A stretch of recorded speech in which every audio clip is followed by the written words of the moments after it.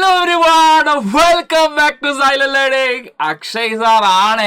So മക്കളെ തംബ്നെയിലിൽ കണ്ടതുപോലെ നമ്മുടെ 9th CBSE ബയോളജിയിലെ first chapter the fundamental unit of ലൈഫിലെ ഏറ്റവും പ്രധാനപ്പെട്ട 5 സബ്ജക്റ്റീവ് ക്വസ്റ്റ്യൻസുമായിട്ടാണ് സാർ നിങ്ങളുടെ മുന്നിൽ വന്നിരിക്കുന്നത്. മക്കൾ ആദ്യം മുതൽ അവസാനം വരെ ഈ വീഡിയോ കാണണം. തീർച്ചയായിട്ടും വളരെ ഉപകാരപ്രദമായിട്ടുള്ള ഒരു വീഡിയോ തന്നെയായിരിക്കും മക്കളെ. വീഡിയോ ഹെൽപ്ഫുൾ ആണെന്ന് തോന്നുകയാണെങ്കിൽ നിങ്ങളുടെ ഫ്രണ്ട്സിലേക്ക് കൂടി ഷെയർ ചെയ്യാൻ ആരും മടിക്കരുത്. ഫ്രണ്ട്സും എന്ത് ചെയ്യണം, പഠിക്കണം അല്ലെ. നമ്മൾ പഠിക്കുമ്പോൾ നമ്മൾ ഫ്രണ്ട്സും പഠിക്കണം. ആ ഒരു മെന്റാലിറ്റിയോട് കൂടി തന്നെ നമുക്ക് മുന്നോട്ട് പോകാം. ഒട്ടും സമയം കളയാതെ നമുക്ക് ഒന്നാമത്തെ ചോദ്യത്തിലേക്ക് തന്നെ എടുക്കാം.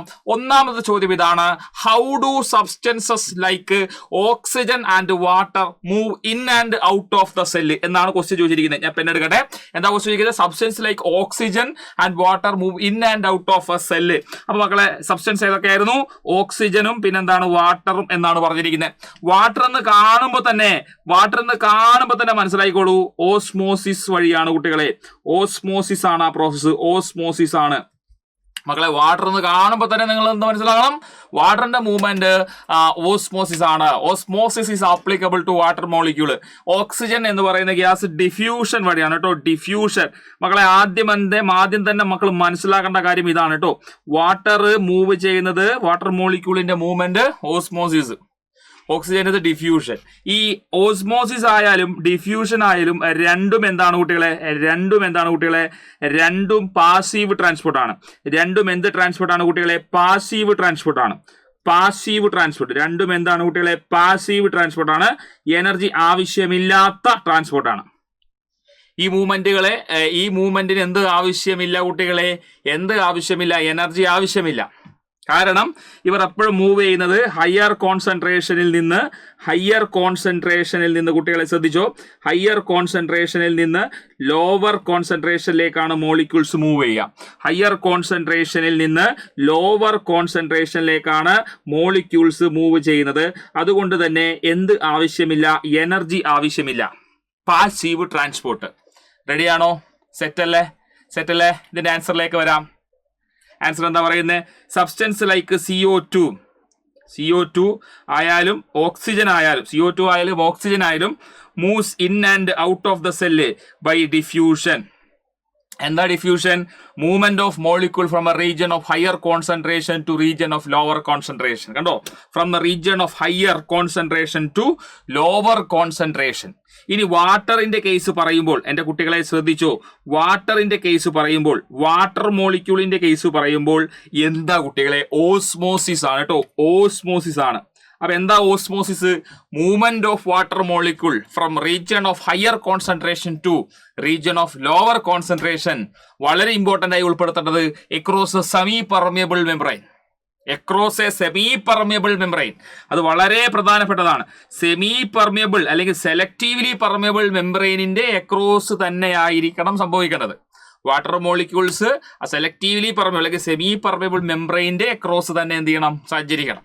So movement of water molecule from a region of higher concentration to lower concentration across a semi-permeable membrane or selectively permeable membrane. That is what is called osmosis. Osmosis is applicable to water molecule. ഒന്നാമത്തെ ചോദ്യം നമ്മൾ മനസ്സിലാക്കി. രണ്ടാമത്തെ ചോദ്യത്തിലേക്ക് കടക്കുമ്പോൾ state 2 condition required for osmosis. അപ്പൊ നേരത്തെ നമ്മൾ പറഞ്ഞതുപോലെ തന്നെയാണ്. ഓസ്മോസിസ് എന്ന് പറയുമ്പോൾ ഫസ്റ്റ് കണ്ടീഷൻ എന്ന് പറയുന്നത് നമുക്ക് അറിയാവുന്ന കാര്യം എന്താ? Applicable to water molecule. Solvent അല്ലെ, വാട്ടർ മോളിക്യൂളിനാണ് അപ്ലിക്കബിൾ. ഇത് നമുക്ക് അറിയാവുന്ന കാര്യമാണ് കേട്ടോ. Applicable to water molecule. Water മോളിക്യൂൾസിന്റെ മൂവ്മെന്റിനെ കുറിച്ചാണ് പറയുന്നത്. ഇനി മക്കളെ മനസ്സിലാക്കുന്ന ഒരു കാര്യം, അവിടെ കോൺസെൻട്രേഷൻ ഗ്രേഡിയന്റ് ഉണ്ടാവണം എന്ന് തന്നെയാണ്. കോൺസെൻട്രേഷൻ ഗ്രേഡിയന്റ് അല്ലല്ലോ കുട്ടികളെ? കോൺസെൻട്രേഷൻ ഗ്രേഡിയന്റ് വേണം. എന്താ കോൺസെൻട്രേഷൻ ഗ്രേഡിയന്റ് എന്ന് പറഞ്ഞാൽ? ഗ്രേഡിയന്റ് എന്ന് പറഞ്ഞാൽ ചെരിവാ അല്ലെ കുട്ടികളെ? സ്ലോപ്പ്. ഇത് ചെരിവാണ്. കോൺസെൻട്രേഷൻ ഗ്രേഡിയന്റ് എന്ന് പറഞ്ഞാൽ ചെരിവാ. അപ്പോൾ ഒരു ചെരിവുണ്ടാവണമെങ്കിൽ ഒരു സൈഡ് കൂടണം, ഒരു സൈഡ് കുറയണം. കോൺസെൻട്രേഷൻ ഗ്രേഡിയന്റ് എന്ന് പറഞ്ഞാൽ ഒരു സൈഡിൽ കോൺസെൻട്രേഷൻ കൂടുതലായിരിക്കണം, മറ്റേ സൈഡിൽ കോൺസെൻട്രേഷൻ കുറവായിരിക്കണം. അതാണ് ഗ്രേഡിയന്റ്. കോൺസെൻട്രേഷനിൽ വ്യത്യാസം ഉണ്ടാവണം. One area concentration should be higher and the other area concentration of the solvent or water should be lower. അങ്ങനെ വരുമ്പോഴാണ് ഹയർ കോൺസെൻട്രേഷനിൽ നിന്ന് ലോവർ കോൺസെൻട്രേഷനിലേക്ക് വാട്ടർ മോളിക്യൂൾ മൂവ് ചെയ്യുക. ആൻഡ് ഓൾസോ ഞാൻ നേരത്തെ പറഞ്ഞതുപോലെ ഇവിടെ എന്ത് വേണം, ഒരു മെംബ്രെയിനിന്റെ ആവശ്യമുണ്ട് അല്ലെ, ഒരു സെമി പെർമിയബിൾ മെംബ്രെയിൻ ആവശ്യമുണ്ട് എന്ന് ഞാൻ പറഞ്ഞു അല്ലെ. ഒരു സെമി പെർമിയബിൾ മെംബ്രെയിൻ അവിടെ ആവശ്യമുണ്ട്. Semi permeable or selectively permeable membrane നമുക്ക് അവിടെ ആവശ്യമായിട്ടുണ്ട്. അത് ഇമ്പോർട്ടൻ്റ് ആണ്. So across that semi permeable membrane water moves from region of higher concentration to region of lower concentration. So ഇവിടുത്തെ രണ്ട് കണ്ടീഷൻ എന്താണെന്ന് ചോദിച്ചു കഴിഞ്ഞാൽ, ദ ഫസ്റ്റ് കണ്ടീഷൻ ഈ പറഞ്ഞിരിക്കുന്ന കോൺസെൻട്രേഷൻ ഗ്രേഡിയന്റ് ആണ്. രണ്ടാമത്തെ കണ്ടീഷൻ അവിടെ ഒരു മെംബ്രെയിന്റെ പ്രസൻസ് വേണം, സെമി പെർമിയബിൾ മെംബ്രെയിൻ. നമുക്ക് നോക്കാം. The two condition required for osmosis are എന്തൊക്കെ? Difference in the concentration of water, അതാണ് concentration gradient. One area should have a higher concentration, whereas the other area should have a lower concentration, so that it forms a concentration gradient, so that water molecules can move from higher concentration area to the lower concentration area, and that too across a semi permeable membrane. That is the second condition. രണ്ടാമത്തെ condition ആണ് എന്ത് കുട്ടികളെ? Semi permeable membrane വേണം എന്നുള്ളത്. So semi permeable membrane is mandatory. It is also required through which water will flow. അപ്പോൾ രണ്ട് condition ആണ് mainly വേണ്ടത്. എന്താണ് കുട്ടികളെ? First one is concentration gradient. Gradient means a slope. Slope വേണമെങ്കിൽ ഒരു സൈഡ് കൂടണം, ഒരു സൈഡ് കുറയണം. One area should have higher concentration of water and other area should have a lower concentration of water. So that forms a concentration gradient and water tend to move from a region of higher concentration to region of lower concentration, and that to across a semi permeable membrane. Semi permeable membrane is very very important here. It is also required for this process to occur. അപ്പൊ osmosis നടക്കണമെങ്കിൽ ഇതൊക്കെ നടക്കണം കേട്ടോ. സെറ്റല്ലേ?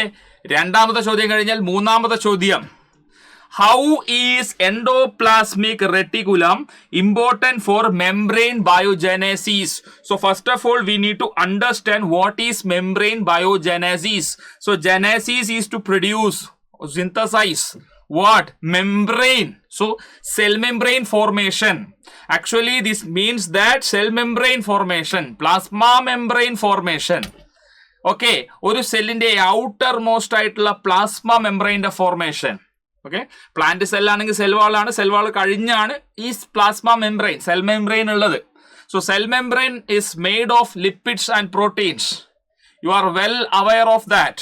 Cell membrane or plasma membrane of the cell is made of lipids and proteins. And അങ്ങനെയാണെങ്കിൽ lipids കൊണ്ടും protein കൊണ്ടുമാണ് cell membrane ഉണ്ടാക്കേണ്ടതെങ്കിൽ അത് ഉണ്ടാക്കണമെങ്കിൽ ലിപ്പിഡും പ്രോട്ടീനും വേണം അല്ലെ. അപ്പൊ സെൽ മെംബ്രെയിന്റെ ഫോർമേഷന് ലിപ്പിഡ്സും പ്രോട്ടീനും വേണം. And lipids and proteins are synthesised or produced by endoplasmic reticulum. So endoplasmic reticulum, as you can see here, two types. First one, which is near to the nucleus, you can see ribosomes are found attached on it. അപ്പൊ ചില endoplasmic റെട്ടിക്കുലത്തിന്റെ മുകളിൽ റൈബോസോമുകൾ attach ചെയ്ത് കാണാം. If ribosome is found attached to the surface of the endoplasmic reticulum, such endoplasmic reticulum is referred to as rough endoplasmic reticulum. A rough endoplasmic reticulum. So a rough endoplasmic reticulum is the endoplasmic reticulum where which we can see a ribosome attached over its surface. If a ribosome is found attached over the surface of endoplasmic reticulum, such endoplasmic reticulum is called as a rough endoplasmic reticulum. And here, little bit away, you can see the endoplasmic reticulum in the form of a tube. ഒരു tubular structure കാണാം. And the peculiarity of these endoplasmic reticulum is that if you closely observe these endoplasmic reticulum, we cannot find ribosome attached on it. ഇവിടെ ribosome ഒന്നും തന്നെ attach ചെയ്തതായിട്ട് കാണാൻ സാധിക്കില്ല. So if ribosomes are not found attached on the surface of endoplasmic reticulum, such kind of endoplasmic reticulum is referred to as smooth endoplasmic reticulum. If ribosomes are found attached on the surface of endoplasmic reticulum, that is rough endoplasmic reticulum. And if no ribosomes are found attached on the surface of endoplasmic reticulum, then it will be like smooth endoplasmic reticulum. Clear? Clear? And you students are aware of the fact that ribosome is the protein synthesizing site of the cell. Ribosome is the protein synthesizing site of the cell. That means that ribosome protein produce ചെയ്യും. And similarly, rough endoplasmic reticulum, ഞാൻ പറഞ്ഞു, it has got ribosome attached on it, which means that it is responsible or it has got the function of production of protein. It produces protein. Rough endoplasmic reticulum produces what? Protein. And smooth endoplasmic reticulum produces lipids. It produces a lipid. So lipids are produced by smooth endoplasmic reticulum. Rough endoplasmic reticulum produces protein. And interestingly, the proteins and lipids are the two required entities for the synthesis of cell membrane. Cell membrane നിർമ്മിക്കാൻ ആവശ്യമായ രണ്ട് സാധനങ്ങളാണ് പ്രോട്ടീനും ലിപ്പിഡും.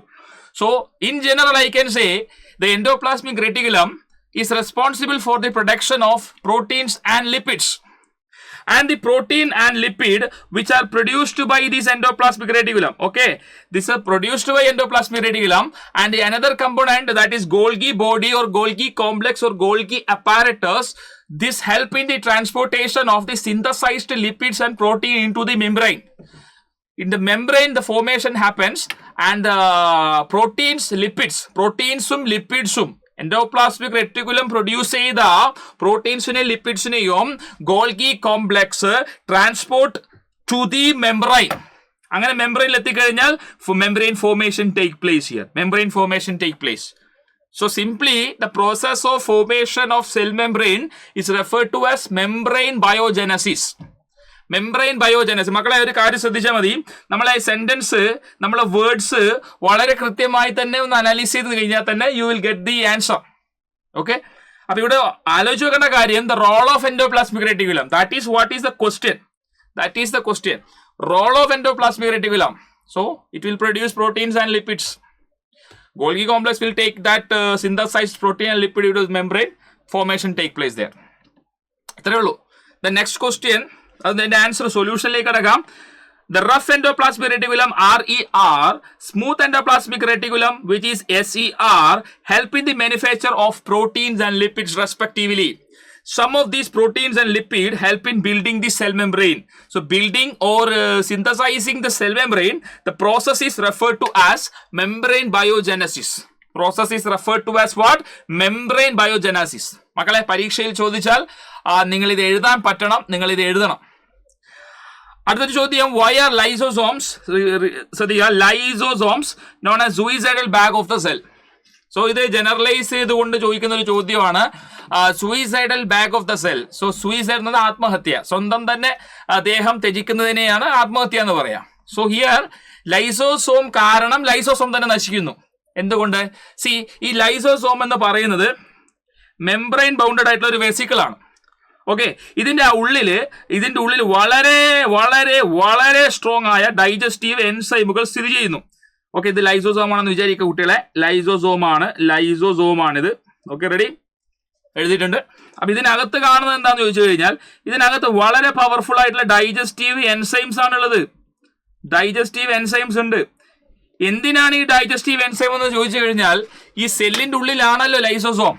ഈ സെല്ലിന്റെ ഉള്ളിലേക്ക് any kind of foreign substance can enter, any kind of germs can enter. Sometimes നമ്മുടെ cell മെംബ്രെയിനും സെൽ വാളൊക്കെ കടന്നുകൊണ്ട്, പ്ലാന്റിന്റെ കേസിൽ സെൽ വാള് സെൽ മെംബ്രെയിനൊക്കെ കടന്നുകൊണ്ട് പാത്തോജൻസ് സെല്ലിന്റെ ഉള്ളിലേക്ക് വരാം. ഓക്കെ, ആനിമൽ സെല്ലിന്റെ കേസിലാണെങ്കിൽ സെൽ മെംബ്രെയിൻ കടന്നു വരാം. പ്ലാന്റ് സെല്ലിന്റെ കേസിൽ ലൈസോസോം അല്ല, അവിടെ വേറെ തന്നെ മെക്കാനിസംസ് ഉണ്ട്. പക്ഷെ ആനിമൽ സെല്ലിന്റെ അകത്തേക്ക് ഈ പറഞ്ഞിരിക്കുന്ന പാത്തോജൻസ് വന്നു കഴിഞ്ഞാൽ എന്ത് സംഭവിക്കും? ഈ ലൈസോസോമിന്റെ ഉള്ളിൽ, മക്കളെ കുട്ടികളെ, ഡൈജസ്റ്റീവ് എൻസൈംസ് ഇല്ലേ, ഈ ഡൈജസ്റ്റീവ് എൻസൈംസ് ഉപയോഗിച്ചുകൊണ്ട് അതിനെ നശിപ്പിക്കും. ഓക്കെ, അതിനെ നശിപ്പിക്കും. ഇൻ കേസ് നമ്മുടെ സെല്ല് ഓൾഡായി, അതിനകത്ത് ഓർഗനൽ സെല്ല് വോണോട്ടായി, അത് നശിപ്പിക്കണമെങ്കിൽ, സെല്ല് തന്നെ നശിപ്പിക്കണമെങ്കിൽ ഇത് പൊട്ടിക്കൊടുത്ത് റപ്ചർ ആവും. ഈ ലൈസോസോം റപ്ചർ ആയിക്കൊണ്ട് ഈ ഡൈജസ്റ്റീവ് യൂസ് സെല്ലിന്റെ പുറത്തേക്ക് വീഴും, സെല്ലിന്റെ ഉള്ളിലേക്ക് തന്നെ വീഴും. അപ്പൊ സെല്ല് തന്നെ കംപ്ലീറ്റ് എന്താവും? ഡൈജസ്റ്റ് ആവും. അപ്പൊ ലൈസോസോം എവിടെ ഉണ്ടോ അത് തന്നെ എന്ത് ചെയ്യും? ഡൈജസ്റ്റ് ആവുന്ന ഒരു കേസ് വരും. സോ ആ ഒരു കേസ് ഉള്ളത് കൊണ്ടാണ് ഇതിനെ suicidal bag of the cell എന്ന് വിളിക്കുന്നത്. സോ ഇതിന്റെ ആൻസറിലേക്ക് ഒന്ന് നടക്കാം. If cell is not working properly, then lysosome release the digestive enzyme which will digest the complete cell. This lead to the death of the cell. Hence lysosomes are refer to as suicidal bag of the cell. ഇതുകൊണ്ടാണ് നമ്മൾ ഇതിനെ suicidal bag of the cell എന്ന് നമ്മൾ വിളിക്കുന്നത്. Okay, റെഡിയല്ലേ കുട്ടികളെ? റെഡിയല്ലേ? ഇതിൽ എന്തെങ്കിലും സംശയമുണ്ടോ? സംശയമുണ്ടോ? സെറ്റ് അല്ലേ?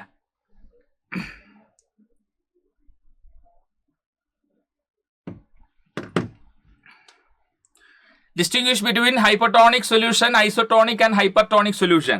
സി മക്കളെ, ഒരു സൊല്യൂഷനെ ആദ്യം തന്നെ മനസ്സിലാക്കുക. ഒരു സൊല്യൂഷനെ ഹൈപ്പർ എന്നും ഹൈപ്പോ എന്നും ഐസോ എന്നും വിളിക്കാൻ കാരണം, അല്ലെങ്കിൽ അത് വിളിക്കുന്നതിന്റെ കാര്യം എന്താ വെച്ച് കഴിഞ്ഞാൽ, ബേസിസ് എന്താന്ന് വെച്ച് കഴിഞ്ഞാൽ കോൺസെൻട്രേഷൻ ഓഫ് സൊല്യൂട്ട് ആണ്.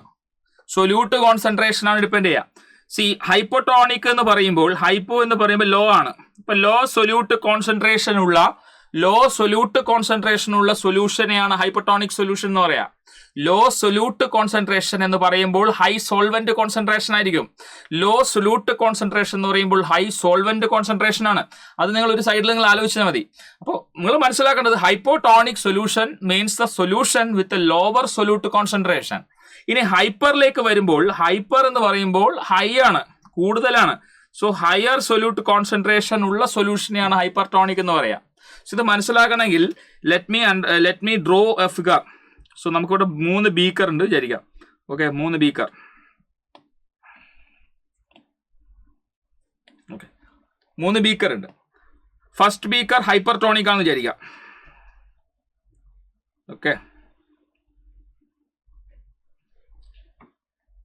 Second beaker hypertonic solution.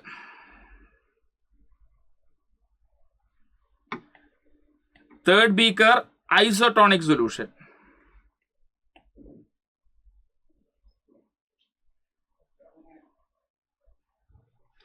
First beaker hypertonic solution. I will write here. ഞാൻ എഴുതാം. First one is hypertonic. Okay, hypertonic.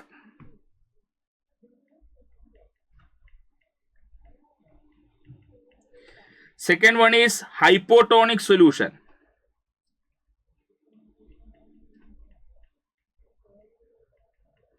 And the last one is isotonic solution. Okay, I am placing a cell or I am placing a mango. Simply ഒരു mango അല്ലെങ്കിൽ ഒരു cell വരയ്ക്കുന്നതായിരിക്കും. Cell വെച്ചിരിക്കുന്നു. Okay, cell ആയിക്കോട്ടെ, cell വെച്ചിരിക്കുന്നു. ഇതിനകത്തൊക്കെ cell വെച്ചിരിക്കുന്നു. Hypertonic solution എന്ന് പറയുമ്പോൾ നമുക്കറിയാം ഈ സൊല്യൂഷന്റെ പ്രത്യേകത എന്താ? സൊല്യൂട്ട് കോൺസെൻട്രേഷൻ കൂടുതലാണെന്ന് പറഞ്ഞു. അപ്പൊ ഞാൻ സൊല്യൂട്ട് വരച്ചു വെക്കാണ്. ഇതൊക്കെ സൊല്യൂട്ട് ആണ് കേട്ടോ. ഈ റെഡ് ഡോട്ട് വരക്കുന്നത് സൊല്യൂട്ട് ആണ്. സൊല്യൂട്ട് കൂടുതലാണെന്ന് പറയുമ്പോൾ ഓട്ടോമാറ്റിക്കലി ഞാൻ പറഞ്ഞു സോൾവെന്റ് കുറവായിരിക്കും, വെള്ളം കുറവാണ്. സോ വെള്ളം എന്ന് പറയുന്നത് ഞാനിവിടെ ബ്ലൂ ഡോട്ട് ഉപയോഗിച്ചുകൊണ്ട് കാണിച്ചിരിക്കുന്നു. കുറച്ച് ക്ലാരിറ്റി ഇഷ്യൂ ഉണ്ട്. ഒരു മിനിറ്റ്, ബെറ്റർ ഞാൻ വേറൊരു ഒന്ന് ശ്രദ്ധിക്കുക. ഹൈപ്പർട്ടോണിക് എന്ന് പറയുമ്പോൾ ഞാൻ പറഞ്ഞു അവിടെ സൊല്യൂട്ടിന്റെ അളവ് കൂടുതൽ. സൊല്യൂട്ടിന് ഞാനിപ്പോൾ റെഡ് സർക്കിൾ കൊണ്ട് നോട്ട് ചെയ്യാം. ഇത് സൊല്യൂട്ടാണ് കേട്ടോ. ഉപ്പോ പഞ്ചസാരയോ എന്തോ ആവാം. സൊല്യൂട്ടിന്റെ അളവ് കണ്ടോ, ഒരുപാട് എണ്ണം ഉണ്ട് പുറത്ത്. കണ്ടോ. ഓക്കെ, സൊല്യൂട്ട് കൂടുതലാണെന്ന് പറയുമ്പോൾ സ്വാഭാവികമായി സോൾവെന്റ് കുറയും, വെള്ളം കുറവായിരിക്കും. വെള്ളം ഞാൻ നീല ഡോട്ടോട് വാട്ടർ മോളിക്യൂൾ കാണിക്കുന്നുണ്ട്. കണ്ടോ, വെള്ളം കുറവാണ്. ഹൈപ്പോട്ടോണിക് സൊല്യൂഷന്റെ കേസ് പറയുമ്പോൾ വെള്ളം കൂടുതലായിരിക്കും, വെള്ളം കൂടുതലുണ്ടാവും. സൊല്യൂഷനിൽ വാട്ടർ കൂടുതലായിരിക്കും. നമ്മുടെ സൊല്യൂട്ട് കുറവാണ്. ഹൈപ്പോ അല്ലേ, ഹൈപ്പോ എന്ന് പറയുമ്പോൾ സൊല്യൂട്ട് കുറവായിരിക്കും. കണ്ടോ, സൊല്യൂട്ട് കുറവ്, സോൾവെന്റ് എക്സസ് ആണ്. ഐസോട്ടോണിക് അവിടെ നിൽക്കട്ടെ, ഞാൻ പറയാം. ആദ്യം നമുക്ക് ഹൈപ്പർട്ടോണിക് സൊല്യൂഷൻ നോക്കാം. ഹൈപ്പർട്ടോണിക് സൊല്യൂഷന്റെ കേസിൽ ഈ മാങ്ങ, ഇവിടെ മാങ്ങയാണല്ലോ, ഈ മാങ്ങ അല്ലെങ്കിൽ ഈ സെല്ലിന്റെ അകത്ത് വാട്ടറിന്റെ കോൺസെൻട്രേഷൻ കുറവായിരിക്കും. വാട്ടറിന്റെ കോൺസെൻട്രേഷൻ കൂടുതലായിരിക്കും, സൊല്യൂട്ടിന്റെ കോൺസെൻട്രേഷൻ കുറവായിരിക്കും. അപ്പൊ നോക്കിക്കേ, വാട്ടർ കോൺസെൻട്രേഷൻ ഹയർ എവിടെയാ? സെല്ലിന്റെ ഉള്ളിൽ. വാട്ടർ കോൺസെൻട്രേഷൻ ലോവർ എവിടെയാ? സെല്ലിന്റെ പുറത്ത്. സൊല്യൂട്ടിൽ ബേസ് നോക്കുകയാണെങ്കിൽ സൊല്യൂട്ട് കോൺസെൻട്രേഷൻ കൂടുതൽ പുറത്തും ഉള്ളിൽ കുറവുമാണ്. അപ്പൊ വാട്ടർ എന്ത് ചെയ്യും? ഹയർ കോൺസെൻട്രേഷൻ ഉള്ളിലായതുകൊണ്ട് കുട്ടികളെ water leaves the cell. Water സെല്ലിൽ നിന്ന് പുറത്തേക്ക് ലീവ് ചെയ്യും, പുറത്തേക്ക് വരും. അപ്പൊ സ്വാഭാവികമായും സെല്ല് ഷ്രിങ്ക് ആവും. സെല്ല് ഷ്രിങ്ക് ആവും. സ്വാഭാവികമായും സെല്ല് ഷ്രിങ്ക് ആവും. When a cell is placed in hypertonic solution, exosmosis take place or water leaves from the cell because of the concentration gradient. അല്ലേ, അവിടെ സൊല്യൂഷനിൽ വാട്ടർ കോൺസെൻട്രേഷൻ കുറവും സെല്ലിൻ്റെ ഉള്ളിൽ വാട്ടർ കോൺസെൻട്രേഷൻ കൂടുതലും ആകുമ്പോൾ ഈ സെല്ലിൻ്റെ ഉള്ളിലെ വാട്ടർ ഈ സെൽ മെംബ്രെയിൻ കടന്നുകൊണ്ട് സൊല്യൂഷനിലേക്ക് വരുന്നു. So cell will shrink. ഇനി രണ്ടാമത്തത് ഹൈപ്പോട്ടോണിക് സൊല്യൂഷൻ ആണ്. ഹൈപ്പോട്ടോണിക് സൊല്യൂഷനിലെ പ്രത്യേകത വാട്ടർ ആണ് സൊല്യൂഷനിൽ കൂടുതൽ ഉണ്ടാവുക, സൊല്യൂട്ട് കുറവാണ്. എന്നാൽ സെല്ലിന്റെ ഉള്ളിൽ നോക്കുകയാണെങ്കിൽ വാട്ടർ കുറവായിരിക്കും. ഓക്കെ, അപ്പൊ എന്ത് സംഭവിക്കും? പുറത്താണ് വാട്ടർ കൂടുതൽ, സെല്ലിന്റെ ഉള്ളിൽ വാട്ടർ കുറവാണ്. അപ്പൊ സ്വാഭാവികമായും വാട്ടർ എന്ത് ചെയ്യും കുട്ടികളെ? സെല്ലിന്റെ ഉള്ളിലേക്ക് വരാൻ ശ്രമിക്കും. സെല്ലിന്റെ ഉള്ളിലേക്ക് വാട്ടർ കയറും, എൻഡോസ്മോസിസ് നടക്കും. അപ്പൊ സെല്ലിന്റെ ഉള്ളിലേക്ക് വാട്ടർ വന്ന് നിറയുമ്പോൾ സെല്ല് സ്വെല്ലനാവും. സെല്ല് എന്താവും കുട്ടികളെ? സ്വെല്ലനാവും. ഓക്കെ, സെല്ല് സ്വെല്ലനായി. ഇനി ഐസോട്ടോണിക്കിന്റെ കേസ് പറയുമ്പോൾ പുറത്ത് എത്ര വാട്ടർ മോളിക്യൂൾസ് ഉണ്ടോ, പുറത്ത് എത്ര വാട്ടർ മോളിക്യൂൾസ്, അതായത് സെല്ലിന്റെ പുറത്ത് എത്ര വാട്ടർ മോളിക്യൂൾസ് ആണോ ഉള്ളത് അതേ വാട്ടർ മോളിക്യൂൾ തന്നെ ആയിരിക്കും സെല്ലിന്റെ ഉള്ളിൽ ഉണ്ടാവുക. സെല്ലിന്റെ ഉള്ളിൽ അതുപോലെ തന്നെ ആയിരിക്കും. അപ്പോ നെറ്റ് മൂവ്മെന്റ് 0 ആയിരിക്കും. അതായത് പുറത്തുനിന്ന് ഒരു മോളിക്യൂൾ വാട്ടർ ഉള്ളിലേക്ക് വന്നാൽ ഉള്ളിൽ നിന്ന് അതേപോലെ ഒരു മോളിക്യൂൾ വാട്ടർ പുറത്തേക്ക് വരും. അപ്പൊ സെല്ലിന്റെ ഉള്ളിൽ എപ്പോഴും കോൺസ്റ്റന്റ് ആയിട്ട് മെയിൻറ്റെയിൻ ചെയ്യും. അപ്പൊ സെല്ലിന് യാതൊരുവിധ ചേഞ്ചും കാണൂല. പുറത്ത് നോക്കുമ്പോൾ സെൽ റിമെയിൻസ് ദ സെയിം. അപ്പൊ രണ്ട് കോൺസെൻട്രേഷനും സെയിം ആണ്. അതുകൊണ്ട് ഐസോട്ടോണിക് എന്ന് പറയുന്നു. സോ ഇത് മാത്രം നിങ്ങൾ ആലോചിക്കുക. If A cell is placed in hypertonic solution, cell loses water, cell shrink. And if the cell is placed in hypotonic solution, water is gained by the cell. So cell is swollen out. And if cell is placed in isotonic, means same concentration, no change. ഇതാണ് നിങ്ങൾ നോക്കേണ്ടത്. Hypotonic എന്ന് പറയുമ്പോൾ ഞാൻ colour മാറ്റട്ടെ. Hypotonic എന്ന് പറയുമ്പോൾ എന്താ സംഭവിച്ചേ? Solute കുറവായ solution, external solution having higher concentration of water. അങ്ങനെയും പറയാട്ടോ, സോൾവെന്റ് കൂടുതലും സൊല്യൂട്ട് കുറവാണ് അല്ലെ. ഹയർ കോൺസെൻട്രേഷൻ ഓഫ് വാട്ടർ എന്ന് പറഞ്ഞാൽ higher concentration solvent. Than the cell cytoplasm is called as hypotonic solution. In other terms you can say that lower solute concentration, അങ്ങനെയും പറയാം. Isotonic means same ആയിരിക്കും. External solution have exactly same concentration of water as that of the cytoplasm of the cell. അങ്ങനെയാണ് isotonic solution എന്ന് പറയാം. Hypertonic എന്ന് പറയുമ്പോൾ സെല്ലിന്റെ ഉള്ളില് വാട്ടർ കോൺസെൻട്രേഷൻ കൂടും, സെല്ലിന്റെ പുറത്ത് വാട്ടർ കോൺസെൻട്രേഷൻ കുറയും. കാരണം സെല്ലിന്റെ പുറത്ത് ആ സൊല്യൂഷനിൽ സൊല്യൂട്ടാണ് കൂടുതൽ. External solution having lower concentration of water than the cell cytoplasm, that is called hypertonic solution. ഇനി സെല്ല് വെച്ചാൽ അവസ്ഥ എന്താ? ഹൈപ്പോട്ടോണിക്കിൽ വെച്ചാൽ സ്വെല്ലൻ ആവും, ഐസോട്ടോണിക്കിൽ വെച്ചാൽ remain the same size. But if the cell is placed in hypertonic solution, definitely cell എന്ത് ചെയ്യും? ഷ്രിങ്ക് ചെയ്യും. സോ ഇത്രയുമാണ് നമുക്ക് പഠിക്കാനുള്ളത്. 5 ക്വസ്റ്റ്യൻസ് ആണ് നമ്മൾ ഡിസ്കസ് ചെയ്തത്. നന്നായി തന്നെ ഒന്നും കൂടി പഠിക്കാം. എല്ലാവർക്കും കാര്യങ്ങളൊക്കെ പിടികിട്ടിയെന്ന് വിചാരിക്കുന്നു. അപ്പോൾ മറ്റൊരു അവസരത്തിൽ വീണ്ടും കാണാം. അതുവരേക്കും it's me Akshay. Bye, stay safe.